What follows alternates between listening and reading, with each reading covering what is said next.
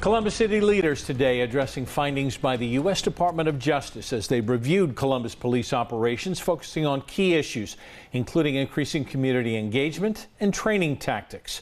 We thank you for joining us. First at 4, I'm Brad Johansson. And I'm Sierra Johnson in for Jennifer Bullock. Community leaders say they were hoping to see more from the review, and we have team coverage following the story. But first, let's go to NBC4's Anna Hoffman. She is live to break down this review. Anna. Sierra, we received a full copy of this review just a few hours ago, and the biggest section in it was about community engagement. Now, this is something that current Columbus police leaders will admit was a big issue back in 2021 when they asked for this review, and it's still something they are working on today. The review called the Columbus Division of Police a promising institution, and they said they heard positive comments about the division's new leadership, but skepticism surrounding if the city government is up for the challenge of all these changes. The DOJ report also expressed concerns about the lack of community problem-solving training for liaison officers. Chief Elaine Bryant says this is also something that they are working on. However, the report did not address the city's use of force policies, a topic that many community members say they want to know about. Columbus attorney Sean Walton says with this review from the DOJ, he was looking to see something more honest and helpful. Instead, he says it doesn't point to any solutions. It's more of the same. It's not what the people of Columbus need or even asked for. And so, in my opinion, it's been a waste of time and resources. And there should have been a different focus, as a result of this report.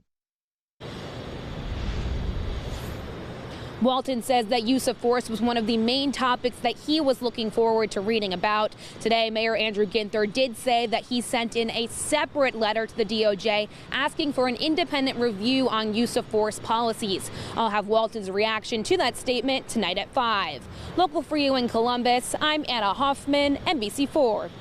Thank you, Anna. NBC4's Jamie Ostroff picks up the team coverage from there to walk us through what led to the DOJ's investigation in the first place. Jamie.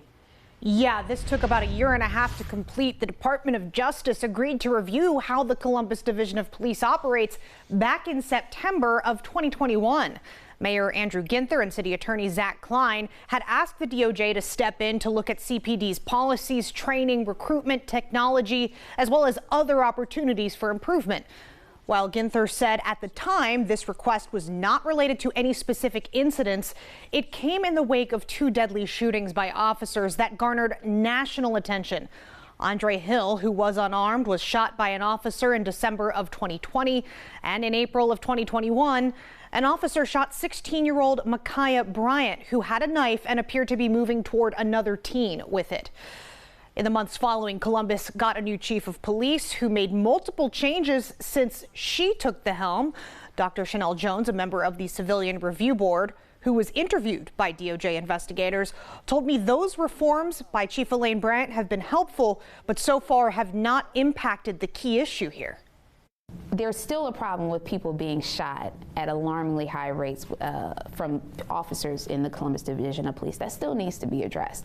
And so when I say, great reforms, a lot of positive change has happened, we still got a long way to go. Those reformed, as Anna mentioned, include improved community relations, restructuring of the police leadership with the addition of an assistant chief, new approaches to homicide investigations, as well as some changes to zones and precincts. Brad?